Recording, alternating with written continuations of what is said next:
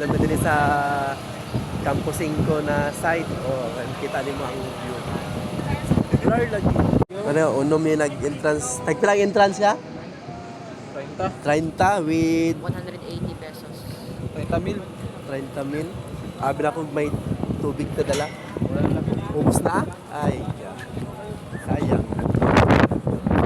So, para oh, sobrang kalamig sa City Light. Mamin tayo. Ay, sa Campo 5, namin din sa Campo 5 pero are oh, lamig kayo. Sobrang na-ice ang ano ba? Ang hangin. Murang si General Santos City Light. Diba? Wapo kayo ba? Oo.